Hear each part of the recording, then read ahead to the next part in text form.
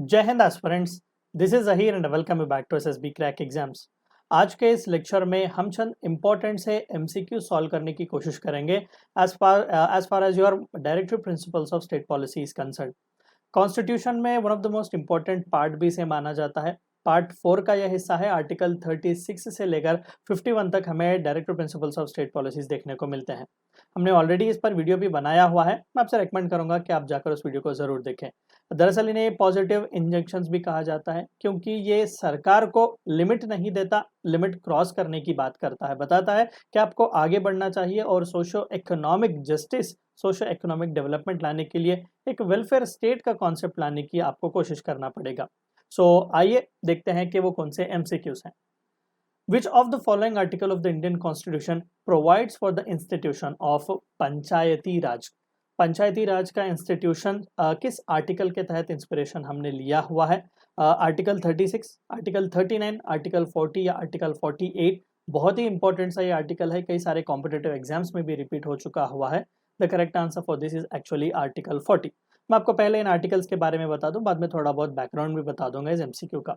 Article 40 बताता है that the state shall take steps to organize village panchayats and endow them with such suitable power and authority as may be necessary to enable them to function as a unit of self government। दरअसल ये Gandhian principles में से एक है। याद कीजिएगा, directive principles of state policy में 3 अलग अलग कैटेगरी ऑफ डायरेक्टिव प्रिंसिपल्स हमें देखने को मिलते हैं। पहला हो गया सोशलिस्ट प्रिंसिपल्स, ज्यादातर सोशलिस्ट कॉन्सेप्ट से इंस्पायर होकर है। दूसरा गांधीयन प्रिंसिपल, जो कि गांधी जी के आइडियल्स और उनकी जिंदगी से इंस्पायर होकर हमने रखे हुए हैं। और तीसरा जो है वो लिबरल इंटेलेक्चुअल है। तो गांधी जी हमेशा से कहते थे कि इंडिया को देखना हो तो इंडिया के विलेजेस को देखो, और साथ ही साथ रूरल एरियाज में कॉटेज इंडस्ट्रीज को पुश करना, पंचायती राज इंस्टीट्यूशंस के बारे में, विलेजेस में डेमोक्रेटिक डिसेंट्रलाइजेशन लेकर जाना, ये गांधीयन प्रिंसिपल में से ही एक है। तो आर्टिकल 40 का ही वो इंस्पिरेशन था जो आगे जाकर 73rd और 74th कॉन्स्टिट्यूशनल अमेंडमेंट एक्ट की तरह हमें 1993 में देखने को मिला, जिसके तहत हमने 73rd कॉन्स्टिट्यूशनल अमेंडमेंट की मदद से पंचायती राज इंस्टीट्यूशंस को कॉन्स्टिट्यूशनल स्टेटस दिया, और through 74th constitutional amendment act हमने अर्बन लोकल बॉडीज, म्युनिसिपैलिटीज को कॉन्स्टिट्यूशनल स्टेटस दिया हुआ है। बाकी के भी आर्टिकल्स देख लेते हैं। Article 39, certain principles of policies which have to be followed by the state. Article 39 gives the definition of DPSPs, and Article 48 provides for organization of animal agriculture and animal husbandry. Next MCQ, थोड़ा बहुत multi statement हमें दिया गया है, कोई बात नहीं, इत्मीनान से पढ़ के सॉल्व करने की कोशिश करते हैं। Which of the following directive principles of state policy come into the category of liberal principles? देखिए, अभी अभी मैंने आपको बताया कि 3 कैटेगरी ऑफ डायरेक्टिव प्रिंसिपल्स होते हैं। पहला सोशलिस्ट, दूसरा गांधीयन, तीसरा लिबरल या फिर इंटेलेक्चुअल प्रिंसिपल्स। फर्स्ट स्टेटमेंट दिया जा रहा है कि the state shall endeavour to secure a uniform civil code throughout the territory of India. Uniform civil code यानी कि respective of religion, caste, creed etcetera सभी के लिए एक ही सिविल कोड वहां पर होगा।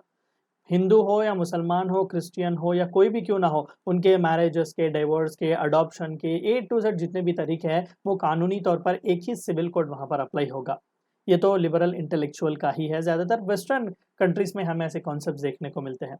वैसे तो इंडिया में ऑलरेडी चंद स्टेट्स ने अप्लाई किया हुआ है, लेकिन पूरे इंडिया में अभी लागू नहीं किया गया है, बात अभी चल रही है। और स्पेसिफिकली मैं बोलूँ तो आर्टिकल 44 जो directive principles of state policy है, वो दरअसल यूनिफॉर्म सिविल कोड के बारे में ही बात करता है।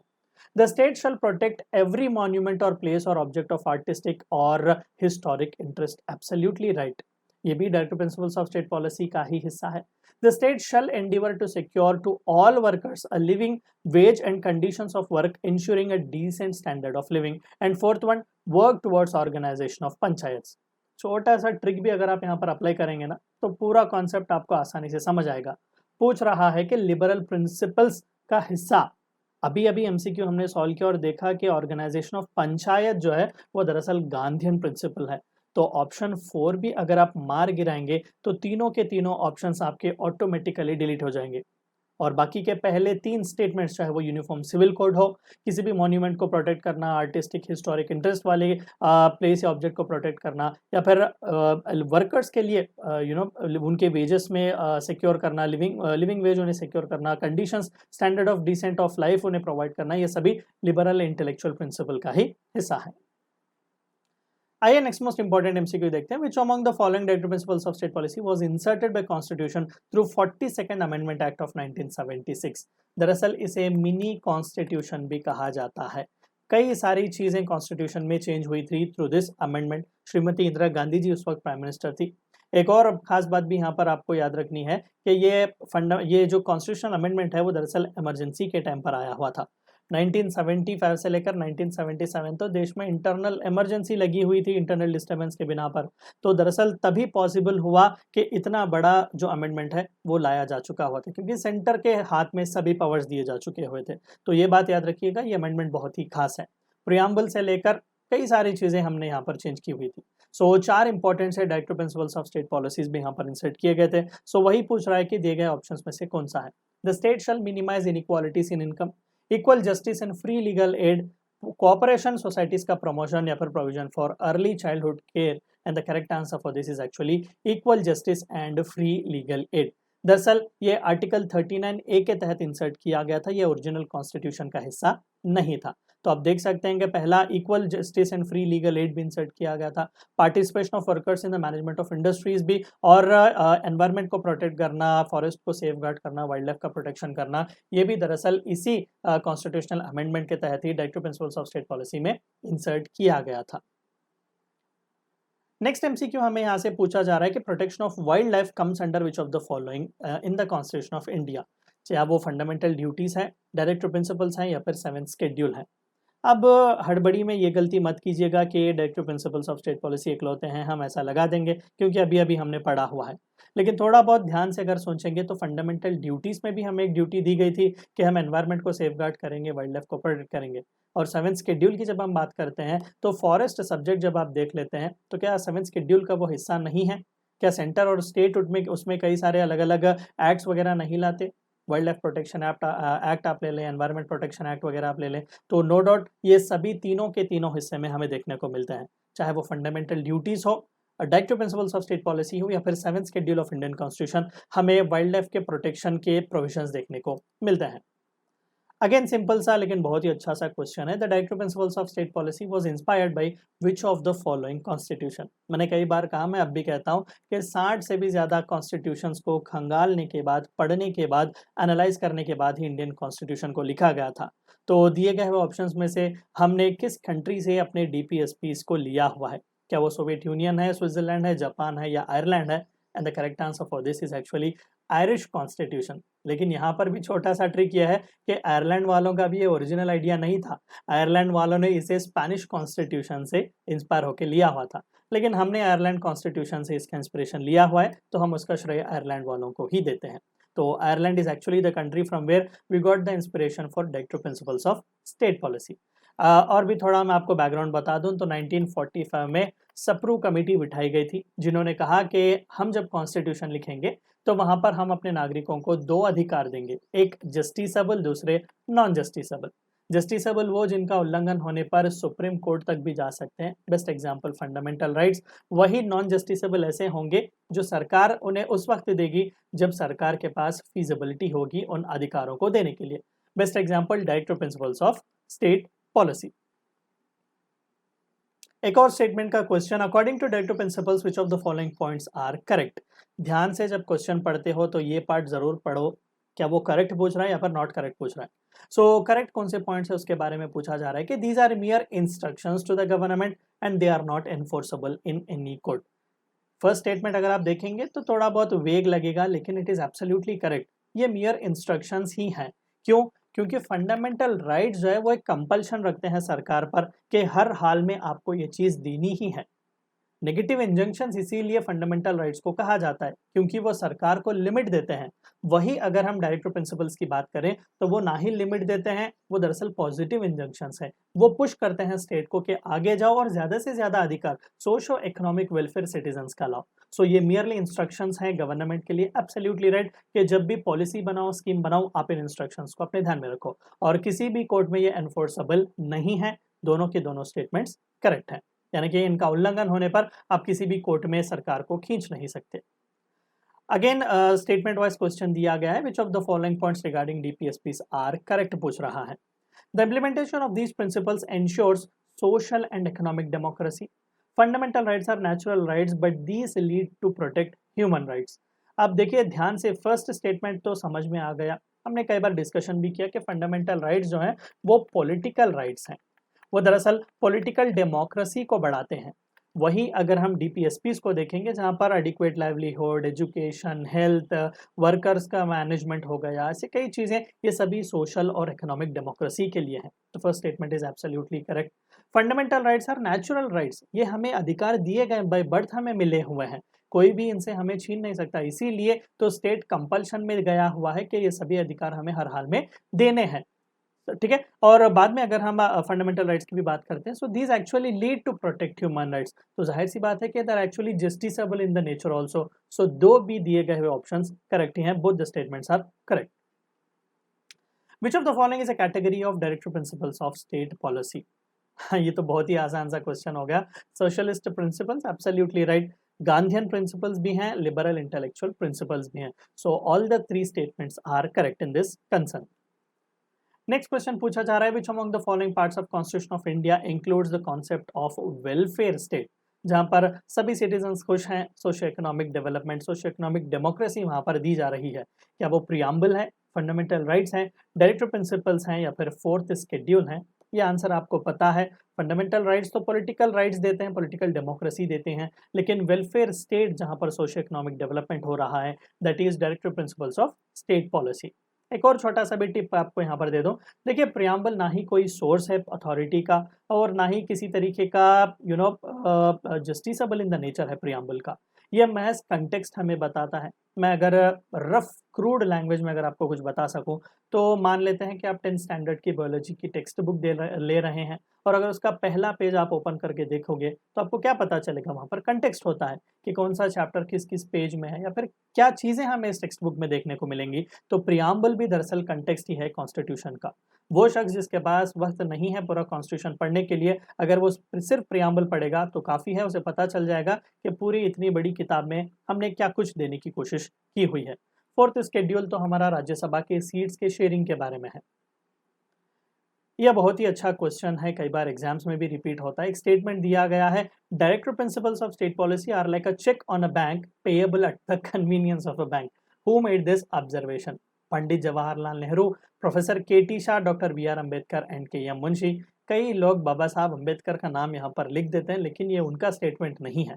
कॉन्स्टिट्यूंट असेंबली के एक मेंबर हैं जिनका नाम है प्रोफेसर के.टी. शाह। तो उन्होंने कहा हुआ था कि नाम के लिए आप ये नॉन जस्टिसेबल राइट्स दे रहे हैं, बड़ी बड़ी चीज़ें हैं उसमें, एडिक्वेट लाइवलीहुड के बारे में, हेल्थ के बारे में, एजुकेशन के बारे में, लेकिन ये ऐसा ही है कि हम बैंक को एक चेक दे रहे हैं और बैंक को ये बता रहे हैं कि भाई जब तेरी फीजिबिलिटी है, जब तेरा कन्वीनियंस है, तब तो हमें पैसे दे। कोई भी डेट वहाँ पर नहीं दिया गया है।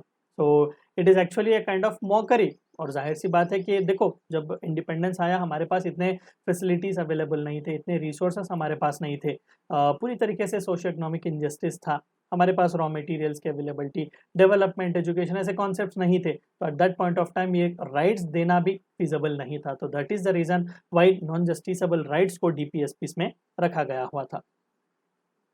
Which among the following is correct regarding directive principles? क्या है ये? दरअसल they are positive injunctions, negative injunctions, justifiable injunctions, none of the above. देखिए ये तो नॉन जस्टिसेबल इन नेचर हैं, नेगेटिव इंजंक्शंस तो हमारे फंडामेंटल राइट्स हैं, they are positive injunctions. Legal terminology में इंजंक्शन यानी कि एक कोर्ट की डिग्री या एक ऑर्डर आप कह सकते हैं, या फिर एक लीगल कंपल्शन आप कह सकते हैं। तो no doubt they are positive injunctions. Which of the following directive principles of state policy consist of provision for free and compulsory education for children? Article 43, 44, 45 या 46? ये straight away factual और एक बहुत ही important सा आर्टिकल है, article 45। दरअसल यही article वो इंस्पिरेशन था जिसके तहत हमने 21A, आर्टिकल 21A को इंसर्ट किया हुआ था इन द इंडियन कॉन्स्टिट्यूशन, और हमने फंडामेंटल राइट दिया हुआ था उन सभी बच्चों को, 6 से 14 साल के बीच बच्चों को, कि वो फ्री यूनिवर्सल एजुकेशन पा सकें। Which one of the following directive principle of state policy reflects the Gandhian policy? ये भी MCQ कई बार रिपीट हो चुका हुआ है। Promote international peace and security, mark efforts to raise the standard of living and public health, promotion of cottage industries in rural areas, protect the historical monuments। सिर्फ एक ही है जो गांधीयन है दिए गए ऑप्शंस में से, बाकी के पूरे लिबरल इंटेलेक्चुअल हैं। And absolutely right, rural areas के बारे में ज़्यादातर गांधी जी ने ही बात की हुई थी।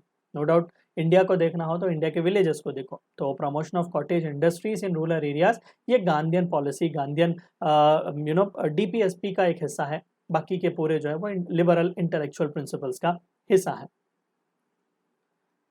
नेक्स्ट एमसीक्यू भी आर्टिकल से रिलेटेड है। Which of the following directive principles consist of provision for prohibition of cow slaughter? Article 47, 48, 49 या 50? ये भी स्ट्रेट अवे फैक्चुअल क्वेश्चन है। The correct answer is article 48। तो गौ हत्या नहीं की जाएगी, ठीक है। अब ये भी दरअसल गांधीयन प्रिंसिपल्स, गांधीयन फिलोसफी का ही एक हिस्सा है। सो हमने आर्टिकल 48 में इसे इंसर्ट किया हुआ था। कई सारे स्टेट्स ने अपने अपने रिस्पेक्टिव लेजिस्लेशंस भी पास किए हुए हैं। अलग अलग स्टेट में अलग अलग रूल्स एंड रेगुलेशंस है बीफ को लेकर, काउ स्लॉटरिंग को लेकर। So article 48 is the right answer. Next MCQ भी हमें आर्टिकल से ही जुड़ा हुआ है। Which of the following DPSP prescribes the separation of judiciary from the executive? वैसे तो the very basis modern democracies जो आज के ज़माने में बनती हैं वो मॉन्टेस्क्यू की थ्योरी पर ही बनती हैं, सेपरेशन ऑफ पावर, यानी कि स्टेट के 3 ऑर्गन है, executive, legislative and judiciary. America जैसे कंट्रीज में ये कंप्लीट सेपरेशन, सेग्रीगेशन देखने को मिलता है, लेकिन इंडिया जैसा कंट्री, ब्रिटेन ने बहुत ही लंबे टाइम फ्रेम तक हमें रूल किया, तो हम उन्हीं के तौर तरीकों को ज़्यादातर फॉलो करते हैं। तो यहाँ पर लेजिस्लेटिव और एग्जीक्यूटिव मिलकर काम करते हैं। तो किस आर्टिकल में ये दिया गया है कि जुडिशरी को एग्जीक्यूटिव से सेपरेट किया जाएगा? आर्टिकल 49, 50, 51 या 52? And the correct answer is article 50। B is the right answer. The purpose of inclusion of directive principles of state policy in Indian Constitution is to establish. Important purpose क्या था? जब हमने देखा कि Sapru committee बैठी हुई थी 1945 में, तो किस लिए उन्होंने 2 कैटेगरी ऑफ राइट्स दिए हुए थे? To establish social and economic democracy, political democracy, Gandhian democracy, more than one of the above, and the correct answer is actually social and economic democracy. Which of the following parts is related to directive principles of state policy? Straight away, easy, factual और important भी है। Part 4A, Part 4, Part 4A, Part 5 या फिर Part 6, and the correct answer is actually Part 4, Part 4 of Indian Constitution। Article 36 to 51 जो है वो अपने directive principles of state policies के बारे में बात करता है। Which of the following article states that the state shall make provision for ensuring just and humane condition of work and maternity relief? Human conditions भी बनाए रखेंगे वर्क प्लेस में, और मैटरनिटी रिलीफ के बारे में भी बात कर रहा है। So article 42, 43, 44 and 45, and the correct answer is article 42 is the right answer for this. Which of the following provision provides for the free and compulsory education of children under the directive principle of state policy? Article 42, 43, 44 या 45? ये शायद हमने already देखा। Article 45 is the right answer, जिसके तहत 6 से 14 साल के बीच बच्चों को यूनिवर्सल फ्री एजुकेशन का इंस्पिरेशन हमने लिया हुआ था। Which one of the following directive principle of state policy reflects Gandhian policy? Promote international peace and security, make efforts to raise the standard of living and public health, promotion of cottage industry in rural area, protect the historical monuments, and the correct answer is promotion of cottage industries in rural area. Which one of the following is not part of directive principles of state policy? Directive principles of state policy का हिस्सा ही नहीं है। Promotion of village panchayats, make efforts to raise the standard of living and public health, protect public property, protect the historical monuments. Fundamental duties को याद करो, 11 fundamental duties हैं, उनमें से एक पब्लिक प्रॉपर्टी को प्रोटेक्ट करना है। सो प्रोटेक्ट पब्लिक प्रॉपर्टी जो है वो डीपीएसपीज का हिस्सा नहीं है, वो दरअसल सिटीजन्स पर एक मौलिक कर्तव्य रखा गया है। So protect public property is the right answer. लेकिन specifically to protect historical monuments, objects of artistic importance etcetera, ये सभी डीपीएसपीज का ही हिस्सा है। Which of the following article provides for the promotion of cooperative industries? एक बात बता दूं, ये भी ओरिजिनल कॉन्स्टिट्यूशन का हिस्सा नहीं था, ये दरअसल 2011 में through 97th constitutional amendment act insert किया गया है। Article 43A, 43B, 43C and 43D, and the correct answer is 43B। So 97th amendment act के तहत हमने डीपीएसपी इंसर्ट की हुई थी। स्टेट पर ये ताकीद हमने रखी, रिस्पॉन्सिबिलिटी हमने रखी कि आप कोऑपरेटिव इंडस्ट्रीज को बढ़ाओगे। एंड सिमिलरली उसी कॉन्स्टिट्यूशनल अमेंडमेंट के मदद हमने 19C फंडामेंटल राइट में right to form into cooperative societies भी हमने इंसर्ट किया हुआ था। Which of the following article deals with uniform civil code. अभी मैंने एग्जांपल आपको दिया कि पूरे देश भर में एक ही सिविल कोड होगा, सभी के लिए अप्लाई किया जाएगा। Article 41, 42, 43 and 44 and the correct answer is actually not 43, it is actually article 44 is the right answer for that. Which of the following article deals with equal pay for both men and women at work? ये भी straight away factual question. Article 38, 39, 40 या 41 and the correct answer here is actually Article 39 is the right answer for this. So यहाँ पर भी आप देख लो, कई बार होता है ना कि वेज गैप बहुत सारा हमें देखने को मिलता है। सो इक्वल पे की भी बात यहाँ पर डायरेक्टिव प्रिंसिपल्स में कही जा रही है। स्टेट पर ताकीद ये रखी जा रही है कि मेन और वुमेन के बीच जो पे गैप है उसे आप रिड्यूस करने की कोशिश करो। In which of the following amendment of the Constitution the Government of India made a pioneering effort to provide for workers' participation in management in the industry by suitable legislation in Directive Principles of State Policy? ये भी दरअसल original constitution का हिस्सा नहीं था, बाद में इसे इंसर्ट किया गया था कि वर्कर्स को इंडस्ट्रीज के मैनेजमेंट में पार्टिसिपेशन मिलेगा। So is that the Constitution 42nd Amendment Act of 1976? Is that the Constitution 41st Amendment Act of 1975?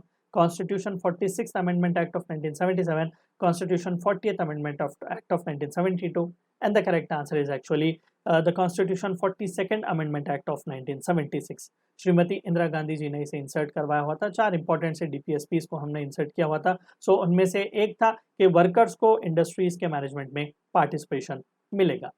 तो ये चंद इंपॉर्टेंट से एमसीक्यूज थे जिससे के तहत मैं यही बिलीव करता हूँ कि डीपीएसपी से रिलेटेड जो आपके बेसिक कॉन्सेप्चुअल अंडरस्टैंडिंग्स हैं वो क्लियर हो चुके हुए होंगे।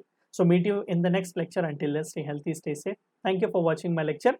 जय हिंद। अगर आप एक डिफेंस एस्पिरेंट हैं और SSB interview, NDA, CDS, AFCAT जैसे एग्जाम्स के लिए प्रिपेयर कर रहे हैं तो आप एसएसबी क्रैक एग्जाम्स के कोर्स को चेक करना ना भूलें। आप हमारी लर्निंग एप्लीकेशन को गूगल प्ले स्टोर से भी डाउनलोड कर सकते हैं।